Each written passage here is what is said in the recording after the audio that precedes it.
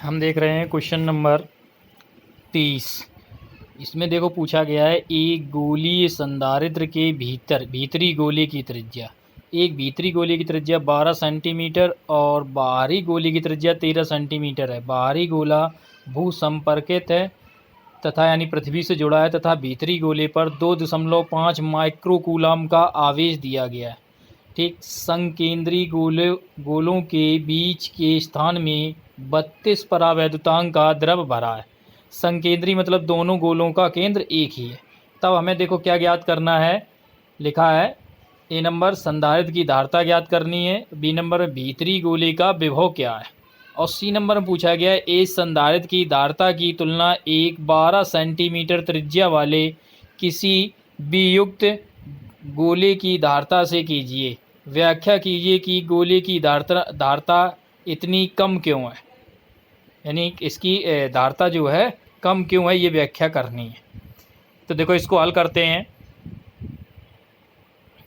तो सबसे पहले जो हमें इसमें दिया गया उसको हम नोट कर लेते हैं। क्या दिया गया है, R1 बराबर, ये हमने भीतरी गोले की त्रिज्या को देखो नोट किया। भीतरी गोले की त्रिज्या कितनी दी गई थी, हमें 12 सेंटीमीटर दी गई थी, तो इसको हम नोट कर लेते हैं। और बाहरी दी गई है 13 सेंटीमीटर।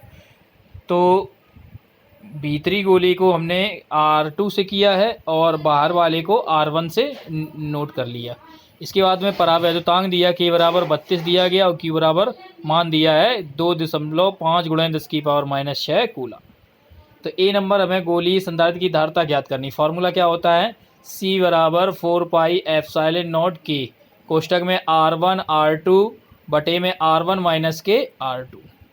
ठीक, तो यहाँ पर R1 का मान क्या है, 13 सेंटीमीटर है, ये बाहरी गोले की त्रिज्या है। और भीतरी की क्या मानी है, R2 बराबर 0.12 मीटर, यानी ये सेंटीमीटर में दी तो इनको मीटर में चेंज करके लिखा है।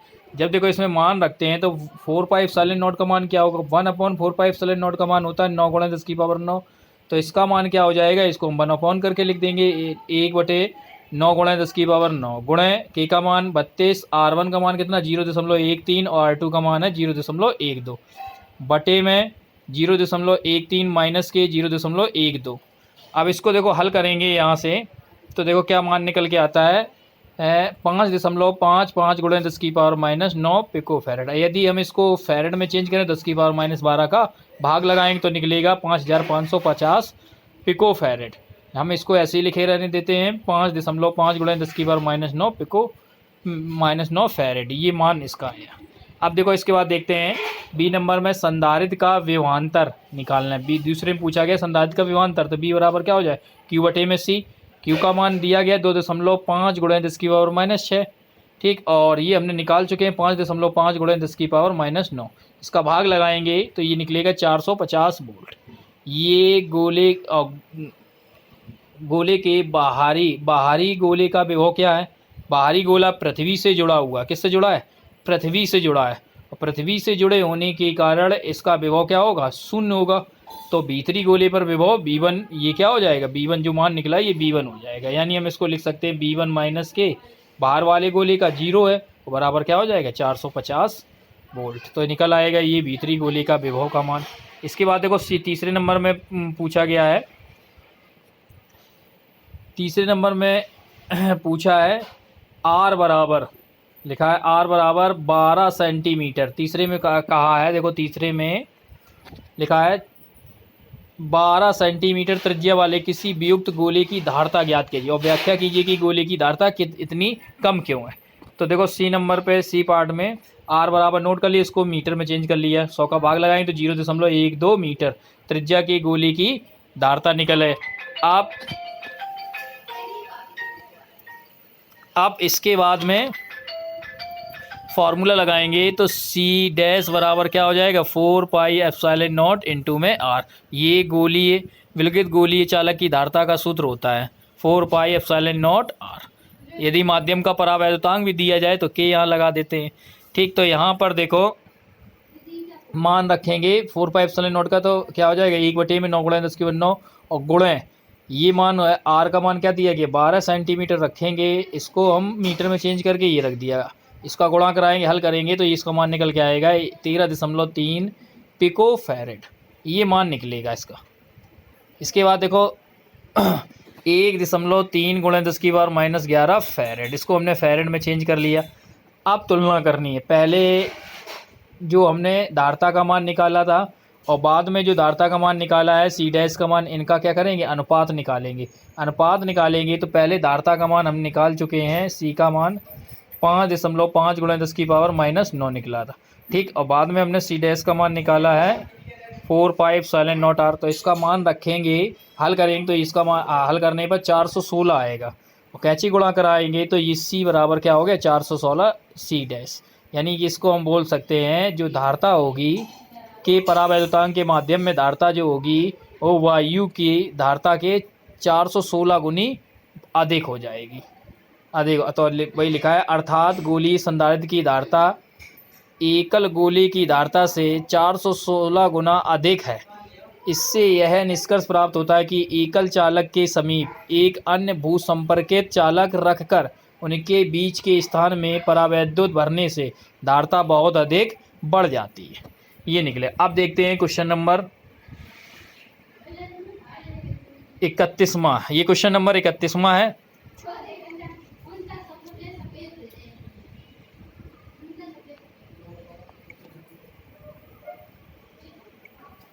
क्वेश्चन नंबर 31वें में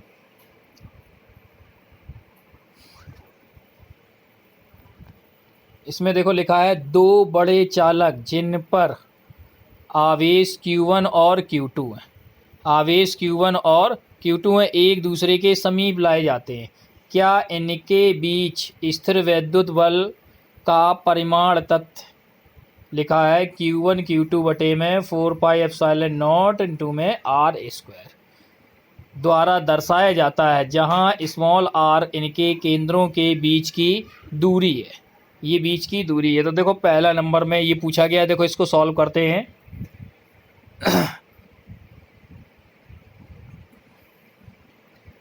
तो इसको हम लिख सकते हैं, यदि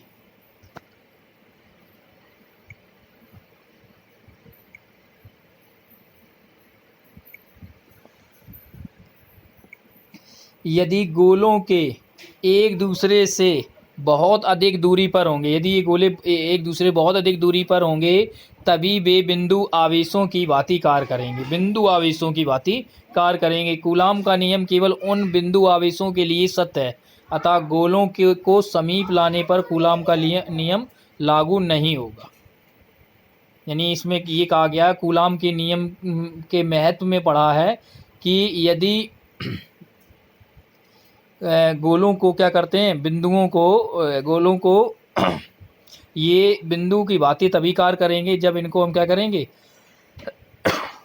कूलाम के नियम का केवल बिंदु आवेशों के लिए ही ये सत्य होता है, अतः गोलों को समीप लाने पर ही कूलाम का नियम लागू नहीं होगा। तो पहले पार्ट में ये पूछा गया, दो बड़े चालक गोले जिन पर आवेश Q1 और Q2 हैं, ठीक है, एक दूसरे के समीप लाए जाते हैं, क्या इनके बीच स्थिर वैद्युत बल का परिमाण जो है ये होगा, दर्शाया जाए। तो r इनके केंद्रों के बीच की दूरी है, तो ये होगा, तो नहीं होगा। ये जो होगा क्या दिया है, यदि गोलों को एक दूसरे से बहुत अधिक दूरी पर होंगे तभी वे बिंदु आवेशों की भांति कार्य करें, ठीक है। तो कूलाम का नियम केवल बिंदु आवेशों के लिए ही सत्य है, अतः गोलों को समीप लाने पर कूलाम का नियम लागू नहीं होगा। अगर उनको हम समीप भी लाते हैं तो कूलाम का नियम क्या होगा, लागू नहीं होगा।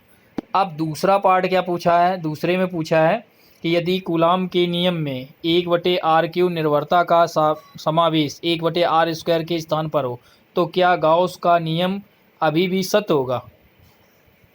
तो गॉस का नियम सत्य होगा कि नहीं। तो देखो इसमें लिखा है दूसरे में, नहीं, गॉस का नियम केवल तभी सत्य होता है जब तक कि कूलाम के नियम में निर्भरता 1/r², अतः कूलाम के नियम में निर्भरता 1/r³ होने पर गॉस का नियम लागू नहीं होगा। ये दूसरा पॉइंट था इसका। आप देखते हैं तीसरे में लिखा, स्थिर विद्युत क्षेत्र विन्यास में एक छोटा परीक्षण आवेश किसी बिंदु पर विराम में छोड़ा जाता है। यानी स्थिर विद्युत क्षेत्र विन्यास में कोई एक छोटा परीक्षण आवेश जो है किसी बिंदु पर विराम में छोड़ा जाता है। क्या यह उस बिंदु से होकर जाने वाली क्षेत्र रेखा के अनुदिश चलेगा?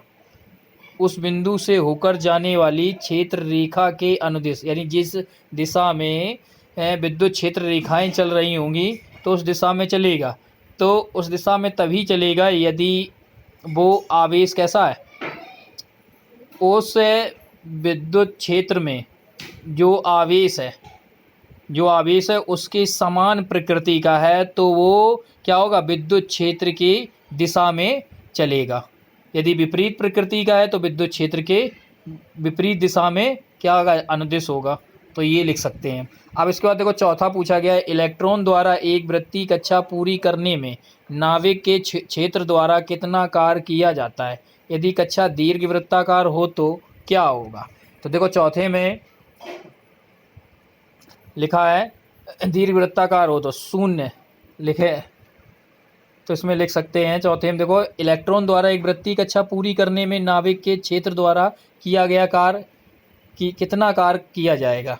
यदि कक्षा कैसी हो, दीर्घवृत्ताकार, तो किया गया कार्य क्या होगा, 0 होगा, क्योंकि कक्षा कैसी है, दीर्घवृत्ताकार है। वृत्ताकार है तो इसका प्रारंभिक और अंतिम बिंदु क्या होगा, एक ही होगा, एक ही। प्रारंभिक और अंतिम बिंदु जब एक ही होगा तो उनके बीच विभवांतर जो निकालेंगे हम, विभवांतर क्या निकलेगा, जब विभवांतर निकालेंगे इस तरीके से, विभवांतर जो निकालेंगे, जैसे एक ये बिंदु है और एक ये बिंदु है, ठीक, और ये एक गोले पर ही स्थित है, ठीक, यहाँ से चले और यहीं पे इस बिंदु पे लौट के आ गए, इसी बिंदु पे, इस बिंदु, तो यहाँ इनके बीच जो विभवांतर होगा, जैसे हम इसके VA और VB दोनों बिंदु क्या होंगे, एक ही होंगे, यानी कि VA हो जाएगा ये, और इनके बीच हम जो भी मान होगा घटाएंगे, जैसे 5 है तो 5 - 5 करेंगे तो ये क्या आएगा, 0, विभवांतर 0 हो जाएगा। तो सूत्र होता है VA माइनस के VB बराबर W/Q, ये होता है। जब इसी का मान 0 है तो किया गया कार्य भी क्या हो जाएगा, 0 हो जाएगा, किया गया कार्य भी 0 हो जाएगा। इसलिए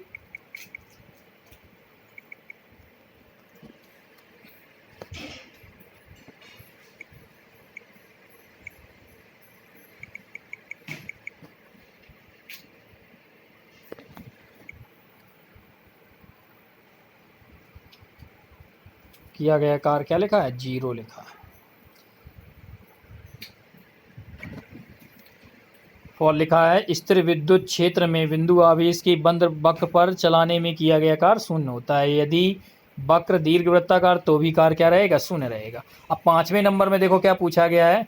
5वें नंबर में कहा है कि हमें ज्ञात है कि एक आवेशित चालक के पृष्ठ के आर पार विद्युत क्षेत्र असतत होता है। क्या हुआ है, विद्युत विभव भी असतत होगा, यानी विद्युत क्षेत्र तो असतत होता है तो विद्युत विभव भी असतत होगा, ये पूछा गया। तो लिखा है नहीं होगा, नहीं होगा। चालक की पूरी तरह, चालक जो है, चालक की पूरी सतह पर विद्युत विभव सतत होता है। पूरी सतह पर क्या होता है, विद्युत विभव कैसा रहता है, ये भी सतत रहता है, ठीक। इसके बाद 6वें नंबर में देखो पूछा है किसी एकल चालक की धारता से आप क्या अभिप्राय। एकल चालक की धारता, एकल चालक की धारता क्या होती है, एकल चालक की धारता एक ऐसे संधारित्र की धारता है जिसकी दूसरी प्लेट अनंत पर हो।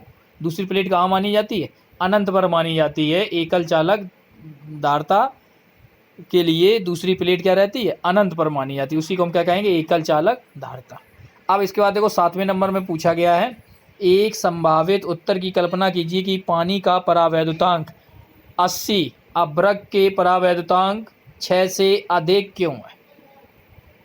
यानी कि पानी का जो परावैद्युतांक है अभ्रक के परावैद्युतांक से अधिक क्यों है, ये बताना है। देखो जल के अणुओं का अपना स्थायी द्विध्रुव आघूर्ण होता है, अतः जल का परावैद्युतांक उच्च होगा। इसके विपरीत अभ्रक के अणुओं का द्विध्रुव आघूर्ण 0 होता है, अतः इसका परावैद्युतांक क्या होगा, निम्न होगा।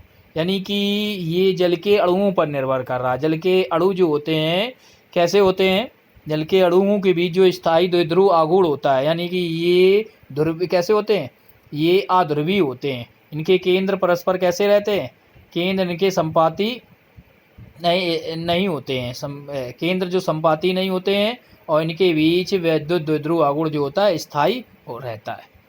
ठीक, ये अणुओं पर निर्भर कर रहा है। ठीक, तो इसके तो इस प्रकार हम इसको लिख सकते हैं। अब देखते हैं अगला क्वेश्चन, 32वां क्वेश्चन है, एक बेलनाकार संधारित्र में एक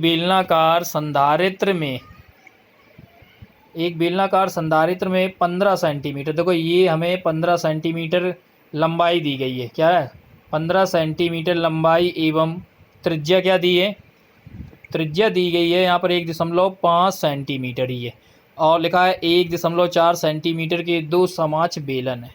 ये बेलन दिए गए हैं, बेलन है, बाहरी बेलन भू संपर्कित है और भीतरी बेलन पर 3.5 माइक्रोफैरेड ये दिया गया का आवेश दिया गया है। तो निकाय की धारता और भीतरी बेलन पर विभव ज्ञात कीजिए। निकाय की धारता और भीतरी बेलन पर विभव हमें ज्ञात करना है। लिखा है अंत प्रभाव की उपेक्षा कर सकते हैं, मतलब कि सिरों पर क्षेत्र रेखाओं का मुड़ना जो है उसकी उपेक्षा कर सकते हैं। तो देखते हैं, तो सबसे पहले देखो बेलनाकार संधारित्र है तो उसके लिए सूत्र C बराबर 2 पाई एप्सिलॉन नॉट। बेलनाकार के लिए क्या हो जाएगा, जो उसकी त्रिज्या जो ली जाएगी R का मान क्या, कहाँ से लेके R का मान लिया जाए L बटे में 2.303 log 10 B बटे में A, इससे निकालेंगे। अब यहाँ पर लंबाई कितनी दी गई 0.15 और A का मान क्या दिया है यहाँ पर, उसमें दिया गया 1.4 सेंटीमीटर और B का मान 1.5 सेंटीमीटर। ये देखो मान दिए गए हैं, ये इनकी समाक्ष बेलन है, इनकी त्रिज्या ये देखो, ये लंबाई L का मान दिया गया, त्रिज्या हमने A और B मानी है। ठीक, और इसके बाद में आवेश 3.5 दिया गया, तो आवेश को लिख लेते हैं 3.5, ये लिखा। तो देखो यहाँ पर इसमें जब मान रखेंगे सूत्र में, तो C बराबर क्या होगा 1/, इसका मान हो जाएगा 4 पाई एप्सिलॉन नॉट का मान 1/9 × 10⁻9 लिखेंगे। ठीक है, इसके बाद में यहाँ मान रख दिया R का, और ये मान रखने के बाद में ये A का मान रख दिया, ये B का मान 1.5 रख दिया, और A का मान ये रखा है ये 1.4। ठीक, इसके बाद में देखो यहाँ इसको गुणा कराएंगे, जब हल करेंगे तो इसका मान क्या निकलेगा, हल करने पर इसका मान निकल के आया है यहाँ से C के बराबर 1.2 × 10⁻10 फैरेड। अब संधारित्र का विभवांतर निकालते हैं, विभवांतर पूछा गया, ये V बराबर Q बटे C। Q का मान क्या है, Q बराबर दिया 3.5 माइक्रो कूलम, माइक्रो को चेंज करेंगे तो 10⁻6 का ये हम गुणा कराएंगे। इसके बाद में C का मान निकला है यहाँ से 1.2 × 10⁻10, तो इसको हम क्या करते हैं मान रखेंगे, या इसको रख लेते हैं बराबर 121 पिको फैरेड लिखा है, चेंज करेंगे तो उसके बाद -12 का गुणा कराएंगे, पिको सब हटाएंगे, ये चेंज किया है। इसके बाद भाग लगाएंगे तो 2.89 × 10⁻4 वोल्ट ये मान निकल के इसका आया। तो बाहरी बेलन का विभव क्या होगा, बाहरी बेलन का विभव 0 रहेगा, क्योंकि भीतर पर आवेश दिया, बाहरी बेलन पर आवेश नहीं है, तो विभव क्या होगा 0 होगा। भीतरी बेलन का विभव ये निकल आया। इसके बाद देखते हैं अब अगला क्वेश्चन, 33वां क्वेश्चन लिखा है 3 परावैद्युतांक तथा 10⁻7 वोल्ट प्रति मीटर की परावैद्युत सामर्थ्य वाले एक पदार्थ से 1 किलो वोल्ट अनुमतांक के समांतर पट्टिका संधारित्र की अभिकल्पना करनी है। फिर लिखा है परावैद्युत सामर्थ्य वह है अधिकतम विद्युत क्षेत्र जिसे कोई पदार्थ बिना भंग हुए अर्थात आंशिक आयनन द्वारा बिना विद्युत संचरण आरंभ किए सहन कर सकता है। सुरक्षा की दृष्टि से क्षेत्र को कभी भी परावैद्युत सामर्थ्य के 10% से अधिक नहीं होना चाहिए। 50 पिको फैरेड धारता के लिए पट्टिकाओं का कितना न्यूनतम क्षेत्रफल होगा, ये पूछा। तो देखो क्या क्या दिया गया है इसमें, सबसे पहले नोट कर लेते हैं। तो यहाँ देखो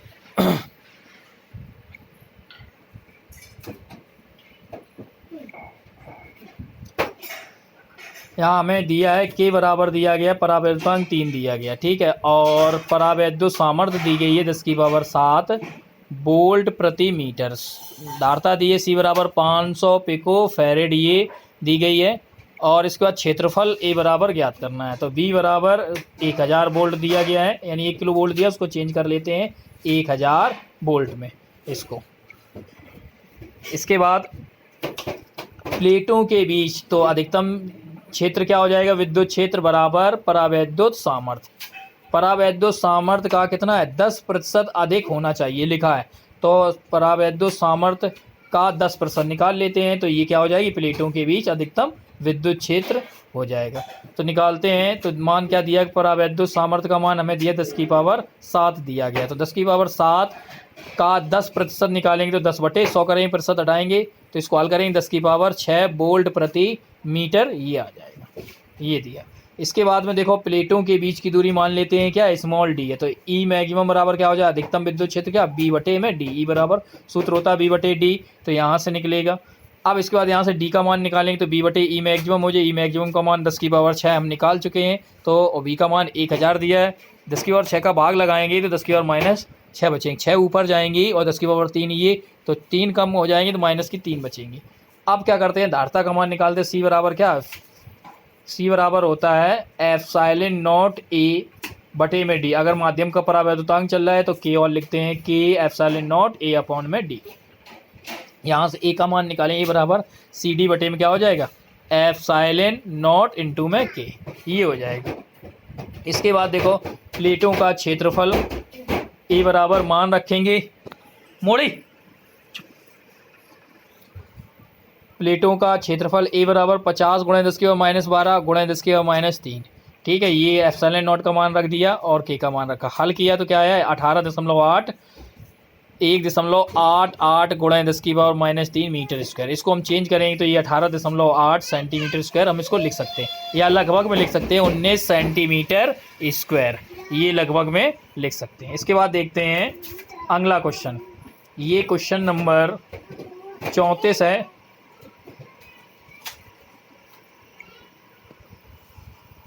ये क्वेश्चन नंबर 34 है, 34वां है क्वेश्चन। लिखा है Z दिशा में अचर विद्युत क्षेत्र, Z दिशा में अचर विद्युत क्षेत्र है। अचर विद्युत क्षेत्र है तो बचे कौन से, X और Y दिशा बची। तो X और Y दिशा में कैसा होगा, X Y लिखा है उत्तर में, X Y समतल के समांतर समतल कैसा होगा, X Y में देखेंगे Z दिशा में ये दिशा हो गई, जैसे ये X, ये Y और ये Z। ठीक, Z दिशा के अचर विद्युत क्षेत्र, इसके Z के अचर है तो तल कौन सा हो जाएगा, समतल तल बनेगा X और ये Y समतल तल। ये X और Y क्या होगा, समतल तल। तो वही लिखा है X Y समतल के समांतर समतल तल होगा। क्या होगा, X Y तल के समांतर समतल तल होगा। अब दूसरे में पूछा गया एक क्षेत्र जो एक समान रूप से बढ़ता है परंतु एक ही दिशा में रहता है, एक समान रूप से बढ़ता है परंतु एक ही दिशा में रहता है। तो देखो इसके लिए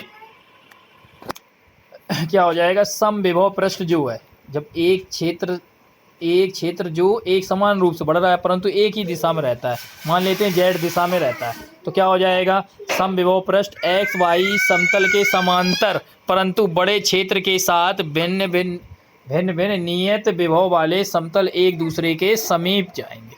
कैसे जाएंगे, समीप जाएंगे।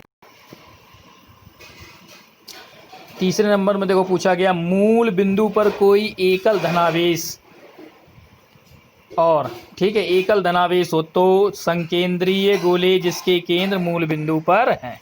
तो गोले कैसे होंगे, संकेंद्रीय होंगे। मूल बिंदु पर कोई एकल धनावेश है तो गोले कैसे हो जाएंगे, संकेंद्रीय होंगे मूल बिंदु पर। ठीक, चौथे नंबर पे पूछा गया है एक समतल में समान दूरी पर समांतर लंबे आवेशित तारों से बने एक समान जाल हो तो ग्रिड के समीप जो होगा समविभव पृष्ठ की आकृति समय के साथ कैसी होती रहेगी, बदलती रहेगी, परंतु ग्रिड से दूर जाने पर समविभव पृष्ठ ग्रिड जाल के समांतर होता जाएगा, जैसे जैसे दूर जाओ समांतर होता जाएगा। अब क्वेश्चन नंबर देखते हैं 35। लिखा किसी वांडे ग्राफ प्रकार के जनित्र में एक गोलीय धातु कोष 15 × 10⁶ वोल्ट का इलेक्ट्रोड बनाना है। इलेक्ट्रोड के परिवेश की गैस की परावैद्युत सामर्थ्य 5 × 10⁷ वोल्ट प्रति मीटर है। गोलीय कोश की आवश्यक न्यूनतम त्रिज्या क्या है? ठीक है, त्रिज्या क्या है? तो लिखा है इस अभ्यास से आपको यह ज्ञान होगा कि एक छोटे गोली कोश से आप स्थिर वैद्युत जनित्र जिसमें उच्च विभव प्राप्त करने के लिए कम आवेश की आवश्यकता होती है नहीं बना सकते हैं। ये तो पढ़ा है, उच्च विभव के लिए वान डे ग्राफ का प्रयोग होता है।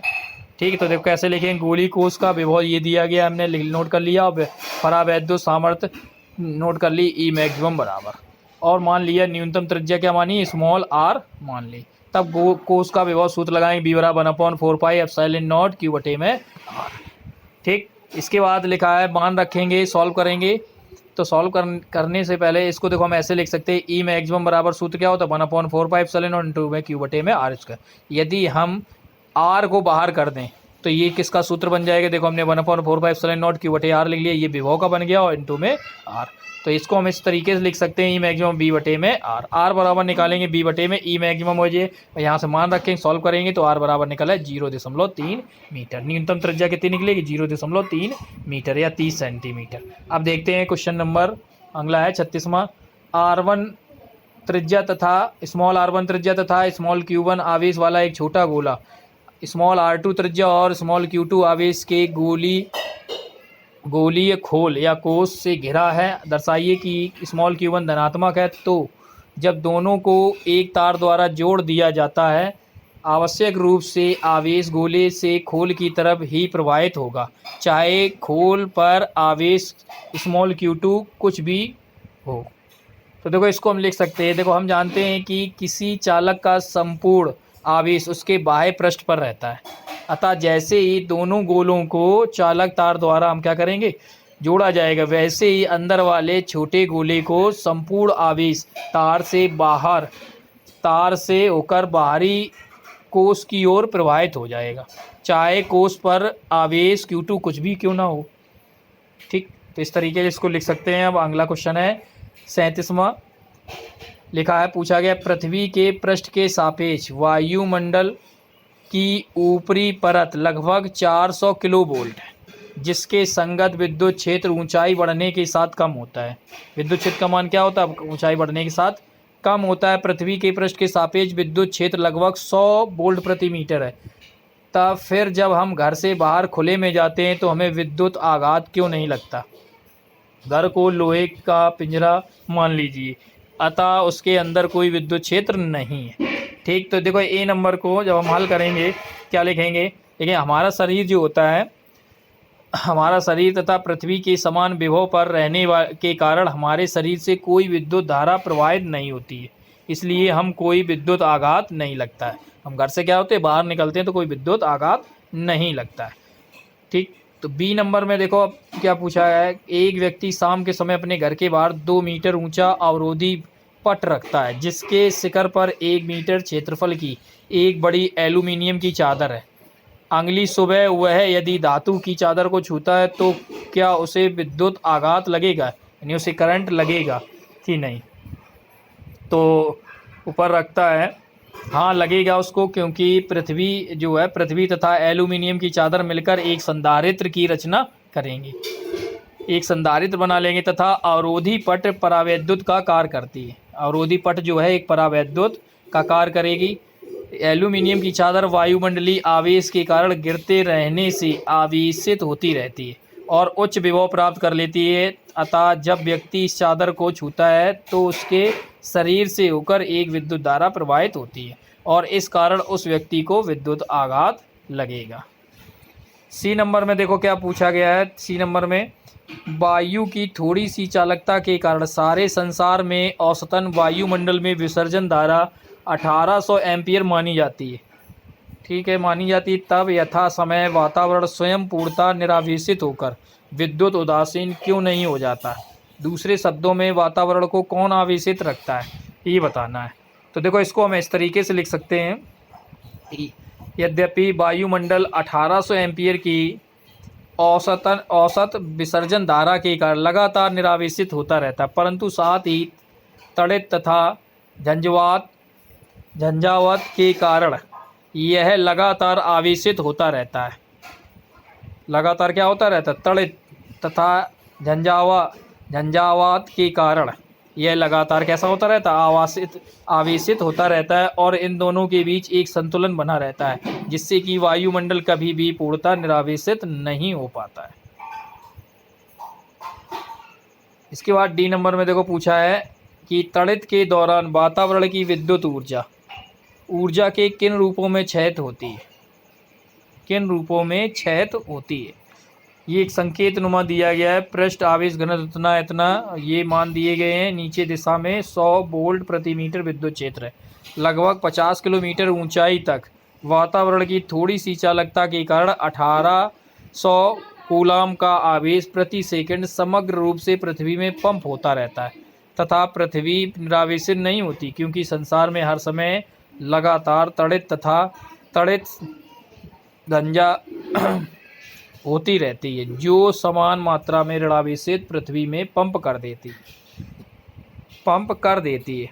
तो इसको लिख सकते हैं, तड़ित के दौरान जो वातावरण की विद्युत ऊर्जा होती है वो कई ऊर्जाओं में बदलती, कई ऊर्जा में जैसे विद्युत ऊर्जा, प्रकाश ऊर्जा, ध्वनि ऊर्जा तथा ऊष्मीय ऊर्जा के रूप में क्षैत होती है।